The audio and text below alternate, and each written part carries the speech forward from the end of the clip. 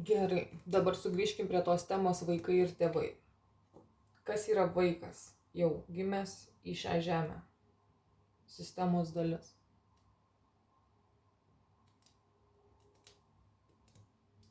Vaikas yra bandomasis triušis, pirmiausia sistemos, o ta sistema po to jau perima tėvai.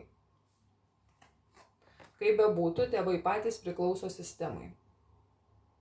Jie patys yra bandomieji triušiai. Vaistų ir taip toliau, gydymas įvairus ir panašiai. Tai sako, mes visi tai suprantam, kad mes esam tiesiog kaip tie triušiukai. Ir dabar tas, kas turi vaikų ir sako, kad mes patys viską labai gerai žinom, kaip auklėti, kaip prižiūrėti ir kad mes esam labai protingi, išmintingi tėvai ir mes tiksliai viską žinom, ką darom. Ar tikrai? Be sistemos išsiversti neįmanoma? Ne. Nes reikia medikų, poliklinikų, ligoninių, po to šamanų, gyduolių, energetikų ir taip toliau.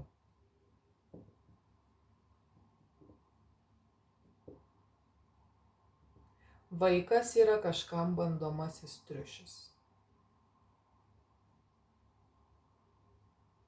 Nuo pat užgimimo. Sistema ir gimimas yra ego, maitinimas. Ką mes vėliau vadinam labai dideliais pasiekimais. Pavadinimas mama, mokytoja, močiutė, medikė, paramedikė ir taip toliau. Po to mano vaikas eina atlikti tam tikrų gyvenimo praktikų. Kovų menai, įvairiausi, kariuomenės, nesupranti, vaikas turi būti tvirtas, turi būti stiprus ir jisai turi atlikti tam tikras praktikas, turi tapti tvirtas. Apie ką tos praktikos ten kalba, ką jos ten daro su vaiko galva. Kaip ir pavyzdžiui, pačios praktikos yra įvairiausios kovų menai. Ar ne? Tai kas ten vyksta? Ten vyksta kovos.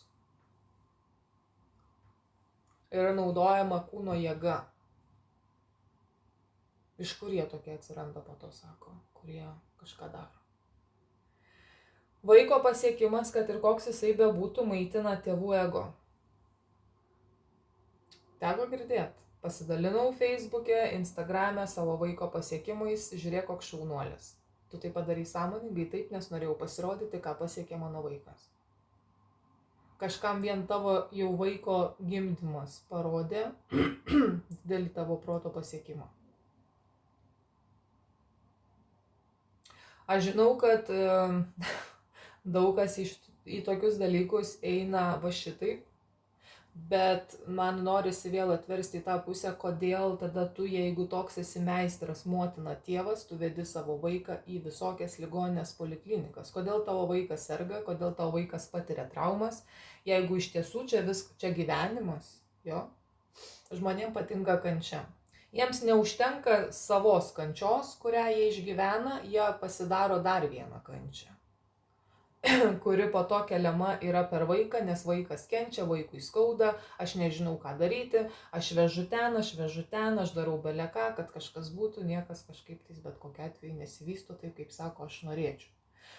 Ir sako, yra vaikai, kurie turi ir alergijų, turi įvairiausių, visokiausių ten dalykų. Vieni dalykai yra įgimti, kiti dalykai, sako, yra gaunami, perduodami. Kažkieno tėvo, motinos, ten taip toliau, ar ne? Ir mes dabar tą vaiką vedam kažkur, kad išgydyti netgi tam tikrą alergiją. O tai palauk, tai tu nežinai, iš kur ta alergija atsirado? Nesako, nežinau. Bet čia yra vadinami meistrai. Taip, motina, tėvas yra vadinami meistrais. Tai yra sistema. Vaikas, jisai pats sugalvoja kažkokią veiklą, užsiėmimą, tai aišku, kad ne. Tėvai kažkur kažką pamatė, jam patiko, sugalvojo, vaikas vykdo. Man patinka tas, aš manau, kad tu gal šitą daryk. Man patinka tas, aš manau, kad tu gal šituo užsimk. Kiek aš, pavyzdžiui, dar matau įvairių verslų, motina, tarkim, turi savo ūkį, tai iš kartos į kartą perduodantis dalykas, gimė sūnus, dukra, jiems tai irgi labai patinka, jiems labai patinka. Tas irgi ūkis, tas visas verslas, tas visas dalykas, ką jie daro, jiems labai patinka. Bet tai yra svetima. Tai kas tau patinka.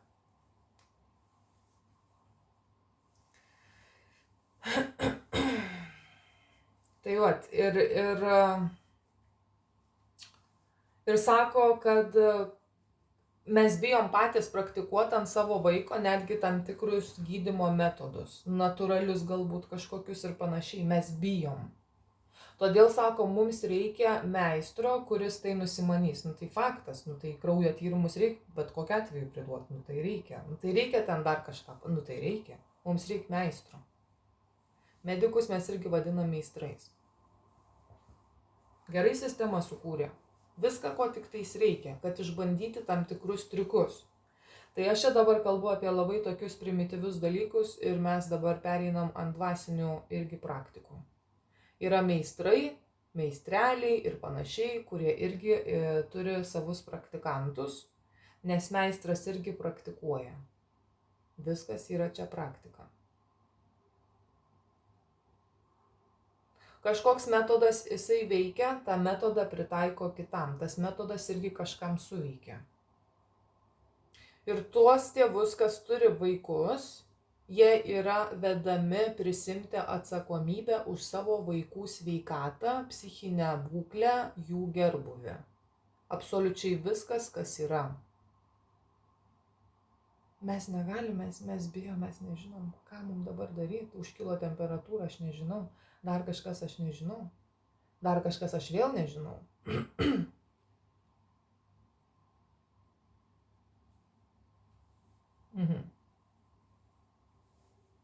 O, variukas. Taip, mes nežinom, būtent, mes nežinom, apie ką eina kalba.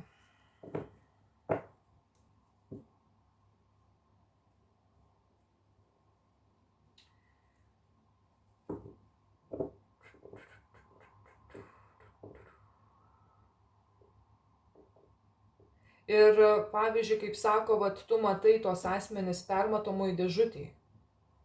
Permatomoj tiesiog dėžutėj. Jų emocijas, viskas sklando apie juos, ta prasme, viskas matosi. Jie nervuojas. Jie vėl niršta, jie vėl pyksta. Ko? Niekas nepraktikavo tylos, niekas nepraktikavo nulis minčių. Nelabai. Ten nėra nieko. Aš jau kažkada buvau pasakojus apie tą būseną, kurioje nėra nieko. Jokio ego patenkinimo.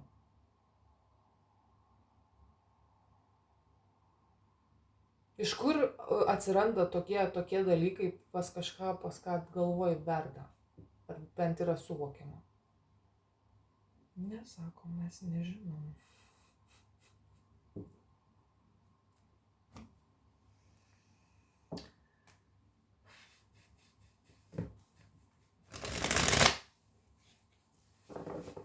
Kai kažkas atsitinka vaikui, ką mes turim kaltinti, mes tikrai kaltinsim taigi ne save, ne?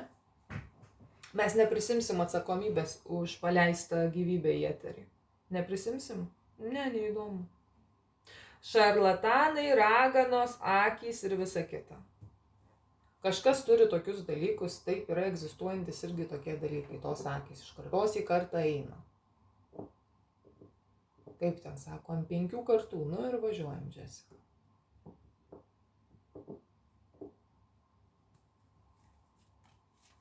Kažkas nori tiesiog tenkinti savo labai stipriai ego.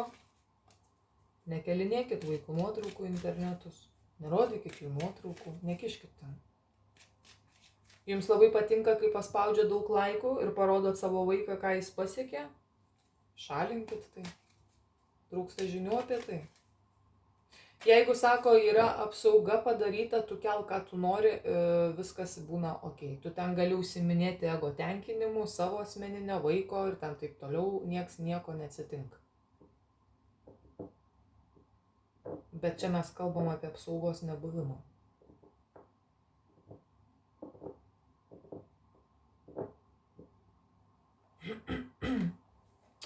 Ir čia yra korta, kur moteris rūpinasi savimi, bet mes dabar kalbam ir apie kūdikį.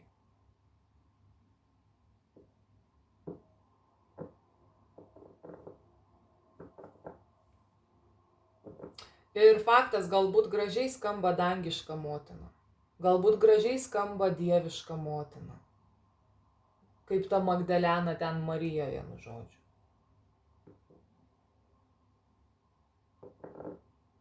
Ane? Visi norėtų tokios, sako, gyvenimo turbūt būsenos, kurioje išties šitoj žemėj būtų taip, kaip būtų fainai. Šventoji Marija, ten motina vienu žodžiu ir kaip fainai ten viskas ir viskas gražu ir tu tita.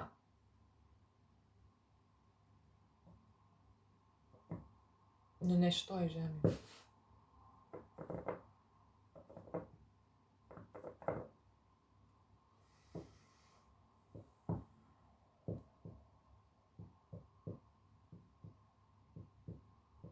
Aplink šitos moters galvą yra labai daug žvaigždžių, yra jos galvos žvaigždės, vaikas sako, yra kaip kad prašvitęs, jau toks gimęs, kur sako, gali vaikui perduoti informaciją, vaikas gali perduoti motinai informaciją, mintimis. Pats kūdikis, teko apie tai girdėti, kad tai būna. Aš, žodžiu, vieną kartą taip žvengiau. Bet labai patiko. Galiu, žodžiu, deginos tiesiog savo, aš dievinu saulę ir atvažiavo tokia šeima ir jie kūdikį turi ir jos vardas Rūta. Wow, galvoju, kaip miela, ir tiesiog guliu ir aš klausau, kaip jie ten popina, kaip jie ten rūpinasi. Ir juokingiausia buvo dalis tame, kad jinai ten savo kalbą šneka tas kūdikis ir mama ten su savo draugė sako, tu supranti, apie ką jinai ten šneka? Ant savo kūdikio. Nesako, bet aš bandau suprasti.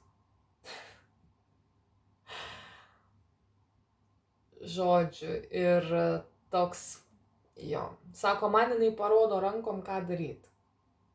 Nors sako, dar jinai yra labai maža, bet man jinai parodo, ką daryti. Sako, aš labai kartais stebiuosi, iš kur pas ją yra toks, nu, ta prasme, kažkaip protingumas, kažką tokį ten įvardėjau. O aš guliu ir aš šypsaus vienu žodžiu, ta prasme... Tas juokingiausia buvo, tu supranti, ko jinai nori iš mūsų. Ir jos abidvi ne. Tai va. Tokia, sako, yra kalba, kurios kažkas nesupranta, net žiūrint į savo kūdikį. Gūgų gaga, nu tai aišku, kaip tu čia suprasi. Kodėl? Todėl, kad nėra bendro to, sako, susijungimo. Daug motinų nori būti tom prašvitusiom motinom, ar ne, ir jau iš karto pagimdžius kūdikį, jau suprasti, kas vyksta ir ten panašiai, kaip man elgtis. Kažkam kūdikis rodo informaciją. Tai yra dar tik nesenai kažkam gimęs kūdikis. Ir tai gali būti mergaitė. Kaip ir, nes nėra be reikalo, sako, vykstantis dalykai, kaip ir ta buvo mergaitė, ar ne? Bet yra nesupratimas. Ir bandoma spėlioti, apie ką jinai. Teko man irgi tyrinėti tų pačių kūdikių, tiesiog jų reikalavimus. Nes turėjau tokią draugę, kuri savo kūdikio visiškai nesuprato ir labai jinai daug rėkdavo, klykdavo ir cypdavo. Ir ją tiesiog atneždavo man, tai pasiimk tu ją čia, ta prasme, nes man stogas jau važiuoja. Ir toks jo, kažkaip keista būdavo, kaip pati motina, nu tiesiog jinai nesupranta savo kūdikio. Apie ką tai yra. Ir pats pirmas yra dalykas, tai iš motinos energijos.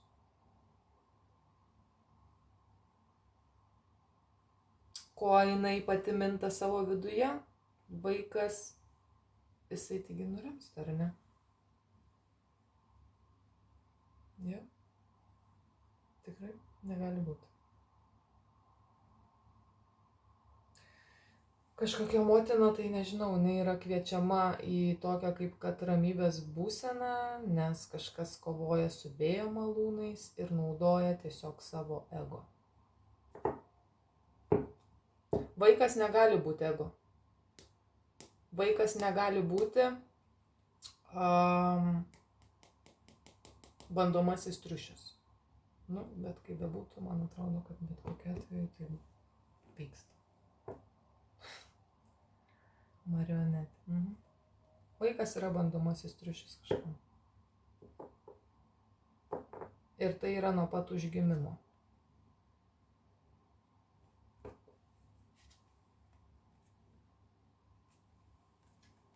Štai vaizdas neprašvitusios motinos.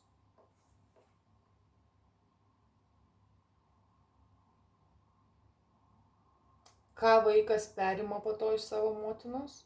tą patį. tą patį. Dvyniai, skorpionas, žuvys. Fainiai.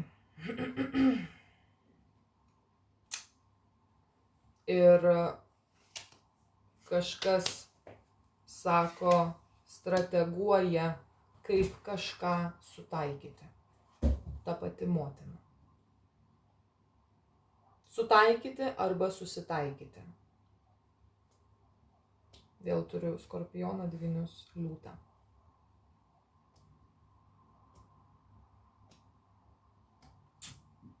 Aš sakiau, jeigu žmonės pasiektų informaciją nuo pat gimimo,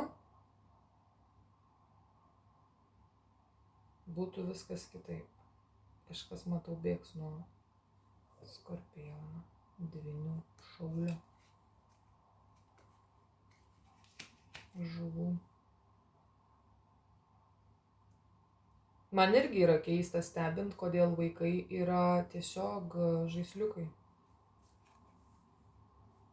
Kodėl? Kas ką nori čia pasitenkinti šitoj 3D materijai?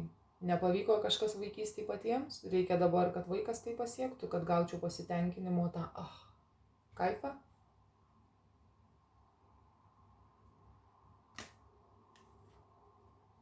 Kažkam tai yra tik tais dėl pinigų vaikai daromi. Dėl išgyvenimo. Šiaip daugumai vaikai yra išgyvenimas. Nes be vaikų santykiai nevyksta, be vaikų santuokos taigi nevyksta, be vaikų išgyventi, supranti, negalima. Negalima? Nu, nežinai. Po to atsiranda valstybės pagalba, atsiranda tėvų pagalba, senelių pagalba, sistemos pagalba. Nu, vat po to kažkaip mes sukomės, taip pat gyvenime.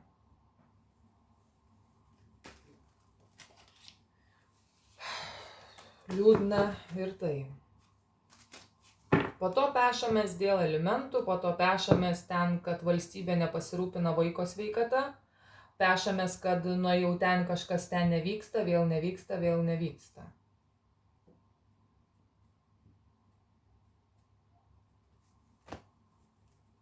Ir kalbam ant žmonių, kurie tokiais dalykais neužsiema, kurie tokiais dalykais nežaidžia ir tuo negroja. Labą dieną. Jie tuo neužsiema, jiems tai yra labai neaktualu, jeigu ką. Ir dar kitas yra dalykas, kodėl, pavyzdžiui, kas yra pasidarę panaikinimą, pavyzdžiui, kūdikio, arba liepia yra panaikinti. Nesvarbu kas tai, seneliai, tėvai, vyras, ten dar kažkas. Dėl ko? Kokia to yra priežastis? Žmonės kartais jie mato tik tai savo šitą gyvenimą, yra kas mato tokių žmonių kelis gyvenimus atgal. Geriausia yra nepripažinti karmos, geriausia yra nepripažinti praeitų gyvenimų.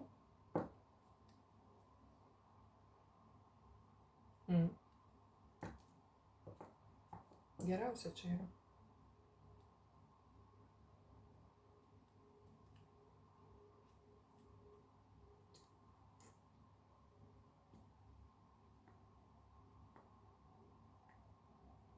Kur tas žmogus čia bėga?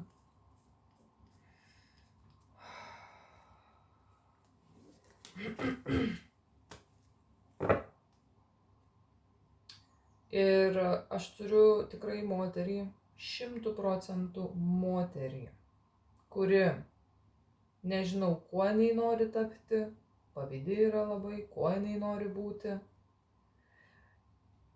Ir jai yra dar vienas toks klausimas, tu kas nori būti, moterim ar mama? Ar tau patinka tiesiog seksas?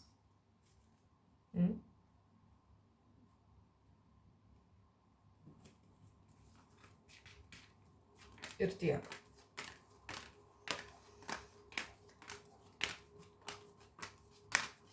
Mums patinka tik tais dulkintis, o po to nesvarbu.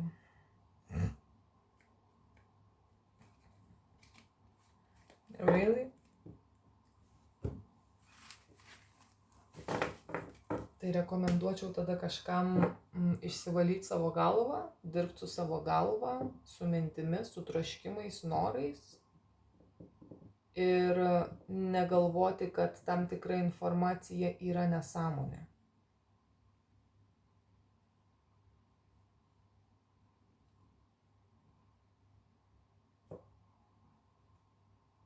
Ko sako žmogus nežino, nesupranta, nereiškia, kad neegzistuoja. Ar pastebėjot, kiek per 6 metus žmonės informaciją tam tikrą pradėjo kramtyti ir visiškai visą tai žvelgti kitaip? Pastebėjot? Pastebėjot, žinau ir aš.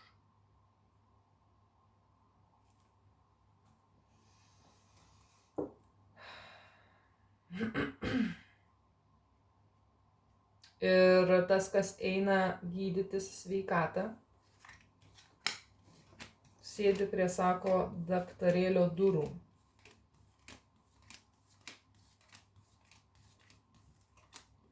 Daktarėlio.